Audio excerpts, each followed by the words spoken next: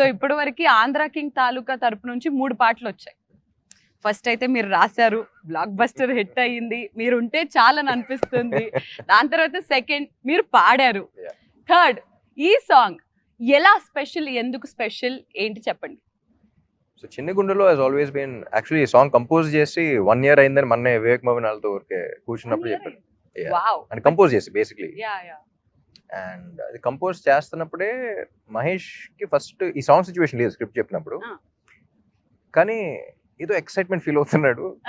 Situation ఇక్కడ song ఒకటి అంటున్నాడు, నాకు అర్థం కావట్లేదు ఏం చెప్తున్నాడు, కానీ బాగా ఎక్సైట్మెంట్ ఫీల్ అవుతున్నాడు కదా అని చెప్పేసి నేను కూడా అదో బాగున్నట్టుంది చెప్పు అంటా ఉన్నాను.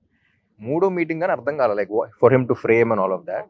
That's when he felt this song placement was very important, which I found it truly beautiful అన్నమాట. Very fantasy kind of vibe అనేది. అండ్ ఈ సాంగ్ యాక్చువల్లీ 1 day లో అయిపోయింది. మధ్యాహ్నం 11:30కి వెళ్తే మ్యూజిక్ డైరెక్టర్స్ వాళ్ళతో. So that's because we had so much clarity on what to do. అక్కడికక్కడే కంపోజిషన్ చేసేసి, అమ్మో కంపోజిషన్ అయిపోతుంది, లిరిసిస్ట్ పిలిపించాలని కేకే గారిని పిలిపించి, లిరిక్స్ అయిపోతున్నాయి, ఇది అయిపోతుంది, సింగర్ పిలిపించాలని చెప్పేసి నైట్ ఒక midnight 12 o'clock 1 o'clock పిలిపించాం. So the entire song was done. So సినిమాలో కూడా we wanted it be like ఒక ఫ్యాంటసీ వైబ్. చాలా రోజులు అయింది.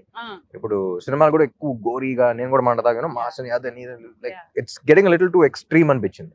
సో ఈ టైంలో ఒక్కసారి ప్లెజెంట్ గా ఒక ప్రశాంతమైన cinema with beautiful emotions, beautiful visuals చూస్తే బాగుంటుంది. అందరూ బయట టాక్ ఒకటి స్టార్ట్ అయింది, మళ్ళీ మనకి మా పాత రామ్ కనిపిస్తున్నారు, దట్ లవర్ బాయ్ రామ్ కనిపిస్తున్నారు. ఇట్స్ వెరీ ట్రిక్కీ థింగ్, ఎందుకంటే లవ్ స్టోరీస్ ఎక్కువ చేసి ఒక మాస్ సినిమా హిట్ అయిన తర్వాత ఇది కదన్నా మనం అంటారు, మళ్ళీ మాస్ సినిమాలు చేసి ఒక లవ్ స్టోరీ హిట్ ఇది కదా మనం.